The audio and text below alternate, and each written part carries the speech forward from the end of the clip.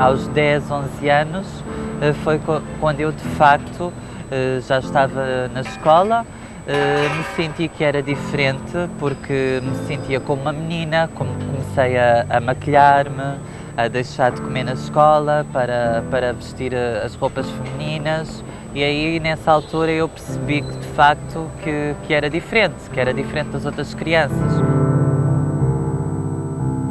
Sofri bastante na escola porque nessas idades as crianças são muito cruéis e sofri o chamado bullying psicológico, fui alvo de muita chacota, muita risada e até me colocavam uma alcunha na escola, que era bonecas, devido ao meu gosto e ao meu entusiasmo pelas Barbies, pelos Nenucos.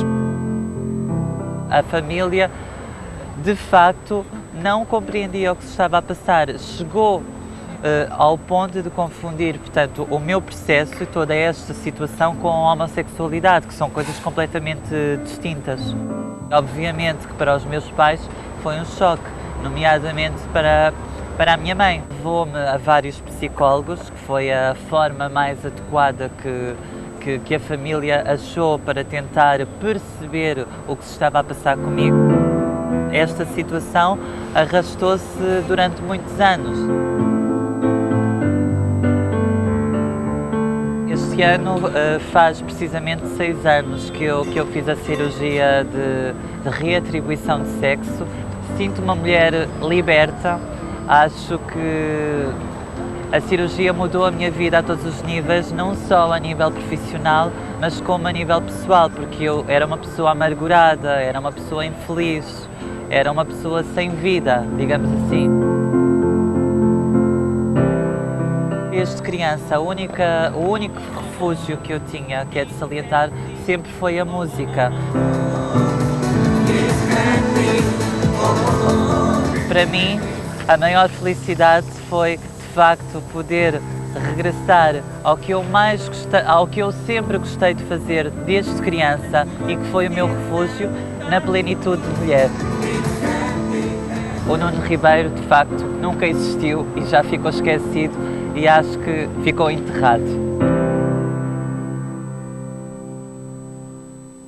Comigo está aqui a Patrícia. Foi, Patrícia, difícil para quem estava à sua volta encarar que havia algo diferente em si? Foi difícil para mim. E hoje, com 32 anos, vejo as coisas de uma outra forma e sei que também foi muito complicado para a minha família, porque de facto os pais, quando dão educação aos filhos, para um rapaz ou para uma rapariga, os parâmetros normais da sociedade. E hoje eu compreendo que para a minha família, há 20 anos atrás, era muito complicado lidar com esta situação. E porquê? Porque havia pouca informação ou quase nenhuma. Praticamente não se falava de transexualidade, não se falava. Nem a Patrícia conhecia nenhum caso, não, nada de ninguém. Não. Eu sabia sim que sentia, como foi dito na peça, desde muito cedo que era uma criança diferente. Sentia-me uma menina, mas de facto naquela altura não havia casos, não havia com quem poder trocar informações, porque a informação era nula há 20 anos atrás. Patrícia, e dizia, ou chegou a dizer a alguém, eu sou uma rapariga, eu sou uma menina, Sim. Ou não era assim que se manifestava? Sim, porque por acaso na peça não abordei isso, mas eu em criança, entre os 11 e os 15 anos, eu tive muitos namoricos de criança que os rapazes pensavam que eu era uma menina. Eu intitulava-me como Maria Rapaz, portanto, eu mesmo interiormente, desde muito cedo, que me sentia que era mesmo uma menina. E diz que o Nuno já ficou num passado, nunca mais atormentou este Nuno? Eu penso que nestes casos de perturbação de identidade de género, no meu caso pessoal, eu acho que o Nuno nunca existiu, porque quem prevaleceu foi a Patrícia, de facto. E porque eu senti-me sempre uma mulher, sempre. Portanto, eu acho que fez parte portanto, de um processo de vida para renascer a Patrícia, mas de facto nunca existiu. Por isso é que eu de facto digo que está enterrado. Mas chegou a mentir sobre aquilo que sentia para se sentir mais protegida? Sim. Houve momentos em que teve medo de assumir quem se sentia ser? Foi a questão da família. Eu fui uma criança, portanto, oriunda de pais divorciados, e as crianças, quando os pais se divorciam muito cedo, acaba sempre por haver algumas mazelas. E eu fiquei desde muito cedo com a minha mãe. E depois, quando a minha mãe se voltou a casar, quando perceberam que havia algo que estava errado, tanto a minha mãe como a minha avó levaram-me a vários psicólogos para tentar perceber o que é que se estava a passar. E eu, de facto, senti medo, porque tinha medo de ser castigada pela minha mãe, de levar a tareias, de ficar de castigo. Então chegava aos psicólogos e negava sempre tudo. Havia, portanto, uma expectativa por parte da sua família materna, neste caso, que a levava de que um trabalho a nível psicológico lhe mudasse a sua cabeça? Sim. E gastaram bastante dinheiro em psicólogos. Eu cheguei a ir até para Viseu, ser seguida por psicólogos, mas eu contrariava sempre tudo quando lá chegava. Chegou a fazer tratamentos com algum risco, com essa vontade tanto que tinha de chegar com este processo ao fim?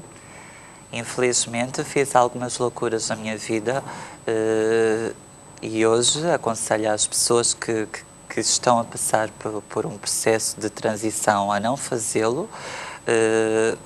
A entregar-se só nos médicos, nas capacidades da medicina. Acho que as pessoas devem fazê-lo, devem ser seguidas não só por psicólogos e psiquiatras, fazer o tratamento hormonal correto e não fazer as chamadas loucuras como eu fiz. Portanto, entupi-me, digamos assim, de hormonas, fiz aplicações de silicone industrial, tanto no rosto como no corpo, o que é gravíssimo. Cheguei recentemente do Brasil e foi no Brasil um especialista, que é o Dr. Luís Paulo, que me conseguiu retirar essas substâncias do rosto e do corpo, e hoje, com 32 anos, sinto-me renovada e foi, de facto, uma cirurgia que eu estive à beira da morte e serviu-me de lição. E acho que o meu testemunho serve também para essas pessoas que estão na mesma situação não cometerem as loucuras que eu cometi. Porque compreendo melhor do que ninguém o que é passar por este processo, que é um processo que, para quem está de fora, é difícil de imaginar em todas as vertentes, porque até há uma questão que a Patrícia frisa muito, que é a da identidade, do documento de identidade. Todo este processo de transformação aconteceu sempre com o seu cartão, o seu bilhete de identidade como Nuno e não como Patrícia. Quando havia muita gente a olhar para si e a tratá-la por Patrícia, ainda era o Nuno. Eu fui pioneira, de facto, nessa situação, porque, aliás, foi a primeira pessoa em Portugal a mudar a identidade. Sofri muito, porquê? Porque a minha cirurgia foi comparticipada pelo Estado em 2008 e eu, quando fiz a cirurgia, pensei que a minha felicidade tinha sido alcançada, mas deparei-me com um novo problema, o problema da identidade. Eu fui obrigada a colocar uma ação contra o próprio Estado que tinha-me comparticipado a cirurgia. Falava-se pouco ou nada sobre a lei de identidade de género, e eu tive praticamente 2 anos e meio a viver na plenitude de mulher e a viver com uma identidade masculina. Foi frustrante, passei por situações humilhantes em hospitais. Aliás, numa simples consulta em que chamavam o Nuno Ribeiro, levantava-se a Patrícia. E eu tinha que às vezes esperar que alguém entrasse primeiro para explicar a situação. E às vezes acabava por ouvir: eu não chamei a senhora, chamei o senhor. E eu ter que acabar de dizer: olha, infelizmente essa pessoa sou eu. E foi muito doloroso. E o que é que acontece? Passado 2 anos e meio, quando vou para ir a tribunal, portanto, para a audiência, a lei de identidade de género tinha acabado de ser aprovada uma semana antes. Patrícia, a nível da sua intimidade, das suas relações afetivas, também esbarrou com o preconceito? Isso, graças a Deus, não. Eu sou uma pessoa muito sentimental, sou uma pessoa que vive muito o amor. Eu sou muito sensível, eu sofri muito com este processo. Eu sou uma pessoa que choro com facilidade e apaixono-me também com facilidade, porque tenho fragilidades. E tive poucos namorados na minha vida e tive sorte, porque as poucas pessoas que passaram na minha vida aceitaram-me conforme sou e conforme o processo que passei. E o processo foi contar já depois de estar iniciado um relacionamento, uma atração, ou sabiam já porque... Eu contei desde o início porque acho que as pessoas devem saber da realidade por mim próprio e não vir a saber pela boca do outrem. E eu sempre fiz questão de, logo de início, contar a situação. Em alguns dos casos dos meus últimos relacionamentos também não foi necessário fazê-lo porque a minha história já é muito conhecida e também já me conheciam publicamente. Até porque tem um percurso também na música, exato, que é uma das grandes alegrias e dos grandes entusiasmos da sua vida. Não tenho dúvida nenhuma em afirmar que depois de todos estes obstáculos que foi ultrapassando, hoje é muito mais feliz e muito mais forte também. Sou muito mais feliz porque tenho a identidade, como a Conceição refere muito bem, estou totalmente na plenitude de mulher e voltei a fazer o que eu sempre sonhei e que eu sempre me fascinei desde criança, que é de facto cantar. E eu, quando estou em frente a uma câmara, estar aqui sentada, não estando a cantar, mas estar a ser vista por milhares de pessoas que me seguem, não só em Portugal como no estrangeiro, que me seguem pelo Facebook, eu sei que lentamente e progressivamente fui ganhando, digamos assim, o meu público, os meus fãs e o respeito pelas pessoas que me seguem. E eu tenho um certo cuidado nas minhas entrevistas e nas minhas atuações, tento sempre aperfeiçoar para não desiludir as pessoas que me seguem e que me admiram e que me apoiam. E eu vejo sempre, diariamente, com muita atenção, as mensagens que recebo no Facebook, os comentários, e tento, às vezes, que é impossível responder a toda a gente, mas dar uma palavrinha a essas pessoas. Isso faz parte também da responsabilidade que sente, porque sabe que também pode servir de referência a outras pessoas e, portanto, tem esse cuidado. E sou contatada também por muitas pessoas que me pedem ajuda, que estão perdidas, que estão ainda, digamos assim, dentro do armário. Que precisam também de uma palavra de alguém que sabe muito bem o que elas estão a passar. E eu sinto-me feliz por essas pessoas me contatarem. Patrícia, o seu caso, enfim, foi pioneiro também em algumas situações, conforme a Patrícia estava a contar, mas o caso da Patrícia não é o único. E o contrário, se é que posso usar esta expressão, também acontece. O meu próximo convidado também nasceu no corpo errado, nasceu menina, mas sempre se sentiu rapaz. O Mário Filipe Mendes acabou de se juntar a nós para nos contar como foi todo este processo de mudança. Boa tarde, Mário. Boa tarde. Todo este processo de mudança. Boa tarde, Mário. Boa tarde. Hoje sente que conseguiu ser aquilo que sempre se sentiu. Exatamente.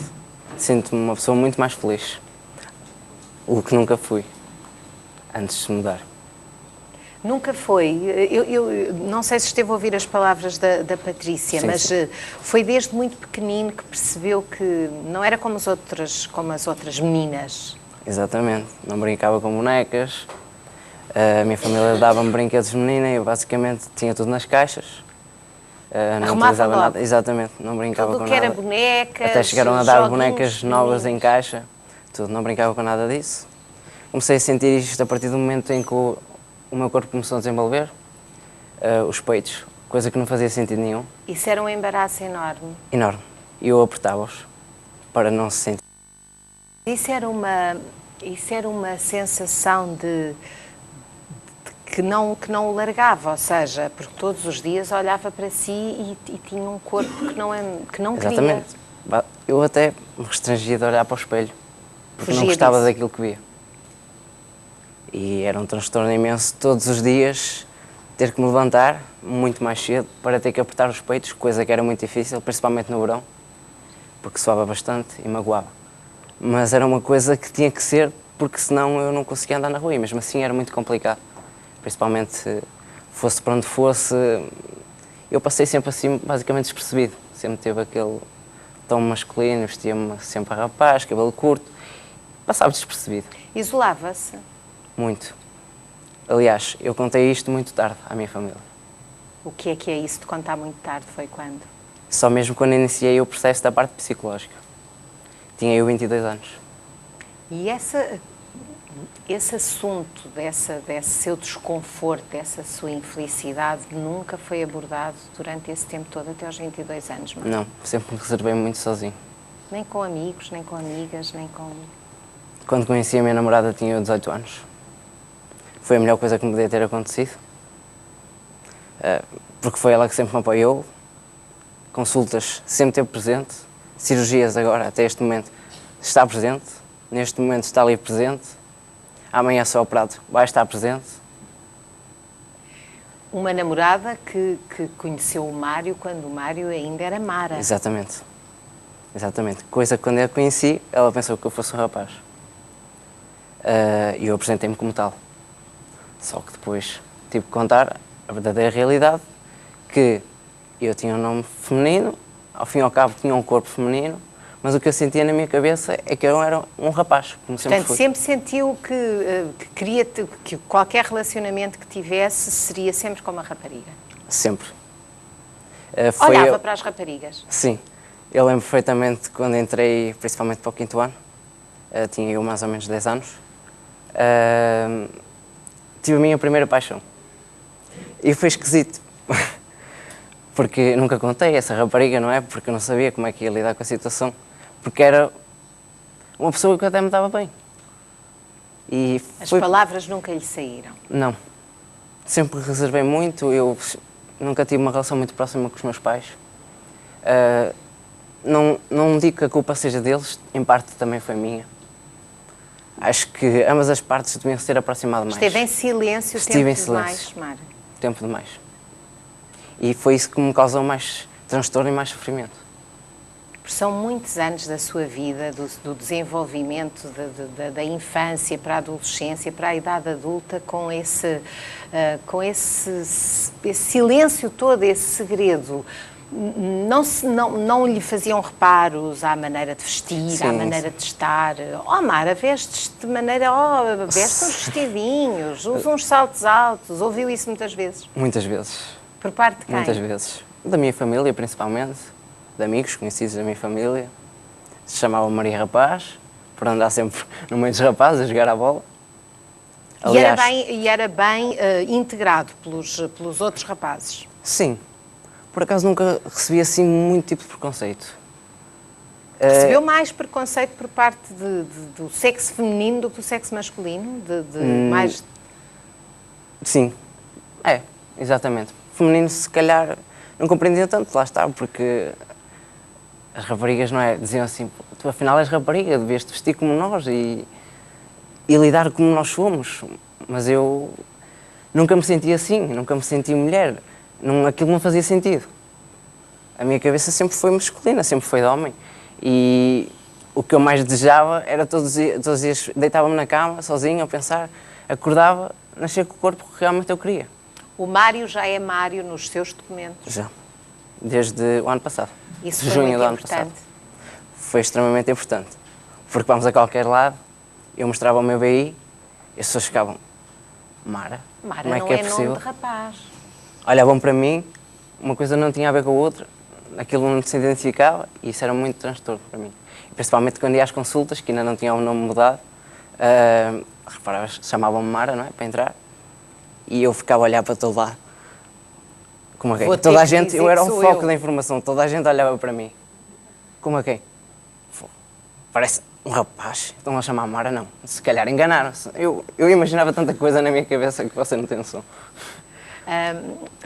Mário, nós estamos aqui, tanto com a Patrícia como com o Mário, como se, enfim, conseguiram chegar praticamente ao final do processo. O Mário vai ser operado amanhã, exatamente, mas é uma cirurgia com menos impacto do que outras que já teve? Sim, sim. Eu já tenho basicamente as cirurgias todas terminadas. Só me faltam os implantes. Os implantes testiculares e o penianino. Portanto, e isso ainda vai acontecer? Exatamente. Vai acontecer amanhã os testiculares e, em princípio, ao mês que vem, o peniano. Portanto, isto já se chegou aqui, mas até chegar a este processo há fases diferentes, há muitas expectativas e isto não é fácil. Não, claro que não. Passei 2 anos na fase psicológica, sempre a levar com psicólogos na cabeça. Porquê é que diz isso, Mário? Sempre com para terem a certeza que a sua cabeça... Sim, eu compreendo. Mas sabe que eu queria que aqueles 2 anos terminassem rápido para iniciar as cirurgias, começar o tratamento hormonal, mudar o nome. E aquilo foi um transtorno imenso. Mas eu, claro, sempre compreendi. E sempre, acima de tudo, tive cabeça e tive um senso. Nunca fiz nada que me pudesse prejudicar. Nunca tomei nada de hormonas antes delas serem receitadas. Seguiu sempre os conselhos? Segui sempre o meu caminho e sempre os conselhos que os médicos me auxiliaram. E eu sei que está na vida militar agora. Sim. Sabem disso? Sim. Era uma vontade que tinha, ter essa experiência? Era. Sempre gostei muito de fardas. E desde pequenino eu pensava que ia ser polícia. Pronto. Tive a oportunidade de ir para o Exército, inscrevi, entrei-me em 2008.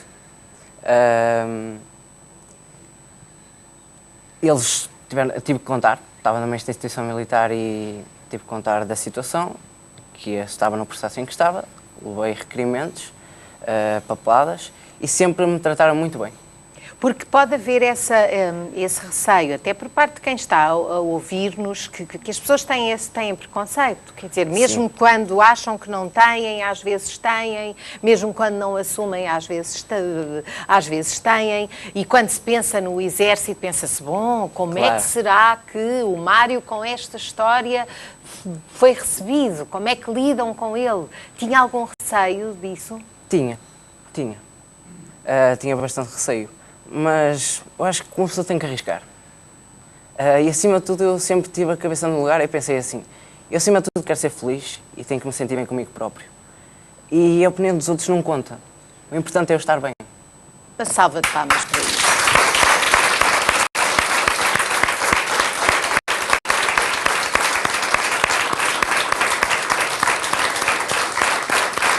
E há de facto... enfim, esta transformação que faz tanto pelo bem-estar destas pessoas, e ainda agora o Mário estava a falar da namorada que se apaixonou por ele quando ele ainda era a Mara, quando ainda tinha o corpo feminino, quando este processo todo ainda não tinha começado, e ela diz que sempre um homem aprisionado dentro de um corpo que ele não sentia. Vanessa, muito boa tarde. Estávamos a falar de preconceito. Como namorada do Mário, já o sentiu? Não. Nunca senti preconceito. Pelo menos para mim, não. Nunca deixei que tal acontecesse. Mas preconceito, eu quando lhe fazia a pergunta, era dos outros em relação a si, de acharem muito estranho. Como é que ela se apaixonou por um rapaz que afinal nasceu com corpo de rapariga? Sim, e muita gente me coloca a questão, tu afinal gostas de quê? De raparigas ou de rapazes? Fazem essa pergunta. Exatamente, e não entendem. E eu respondo, eu gosto da pessoa que está ali, quer ela seja rapaz ou rapariga, porque ele não podia ter possibilidade de mudar. E muita gente não entende isso. E é assim, eu gosto dele, sempre, para mim sempre foi o Mário, simplesmente tinha ali uma coisa que não batia certo. Lá está. E eu vejo uma mulher, a mim uma mulher não me diz nada. E um homem, eu digo, é bonito. Por isso, é isso. Eu não gosto de mulheres, gosto de homens. A sua família, os seus amigos compreenderam isso, apoiam-na? Sim, sim. Minha irmã, sempre falei com a minha irmã, ela sempre soube tudo desde o início, sempre me apoiou em tudo e foi sempre o meu pilar, tanto meu como dele, basicamente era ela que sabia e nunca disse nada contra. Mário, a partir do momento, diz que foi só aos 22 anos que decidiu, isto não pode continuar assim. A partir desse momento em que inicia este processo de transformação, a sua relação com a sua família alterou-se? A partir do momento que eu contei, sim. foi complicado, principalmente da parte da minha mãe. Mãe é mãe e é compreensível. Eu sei que, acima de tudo, os pais têm que estar ao lado dos filhos e, acima de tudo, querer a felicidade deles, que é isso que eu pretendo se um dia tiver um filho. Mas eu compreendi a parte da minha mãe também. Sei que é difícil da parte dela. Custou muito. Ao início não aceitou muito bem. Pôs-me um bocadinho de parte. Mas agora, graças a Deus, está do meu lado, apoia-me, tanto ela como o meu pai. Porque para ela, isso é importante que o Mário diga isso, porque não está só a olhar para si, está a olhar para quem tem à sua volta Claro. e essa capacidade de se pôr no lugar dos outros também é importante para poder gerir a sua vida da melhor maneira, não é? Porque Claro, exatamente. isso acaba por ser mais humano da sua parte, não é? O perceber, bom, também deve fazer um bocadinho a confusão. Claro. Mas esta sua alegria, a maneira como está aqui a falar connosco, isso é uma coisa de quem se sente melhor agora do que quando não estava assim. Isso é óbvio para toda a gente à sua volta. Claro, ninguém é 100% feliz. Claro, temos que lidar com os problemas da vida. Mas óbvio que agora sinto-me uma pessoa livre. Sinto que... outra liberdade. Exatamente. Nada a ver. Porque agora eu faço tudo aquilo que sempre quis. Aqueles pequenos pormenores. Ir à praia. Com calções, não é? Eu não ia à praia, eu não fazia nada. Lá está, são esses pequenos pormenores que gostava muito. E isolava muito. A minha vida não fazia grande sentido porque eu estava isolado da vida, basicamente. E agora não. Agora sinto-me bem, embora esteja aqui na televisão, com muito gosto. E pronto, basicamente estou bem, sinto-me feliz. Pronto, não tenho, Isso não é tenho, uma coisa não tenho que outras palavras. nós Sinto-me notamos, feliz. e é muito importante, e é muito importante que isso aconteça e também estas transformações acontecem porque a medicina permite e há profissionais capazes de orientar estas pessoas para que elas se sintam melhor elas próprias.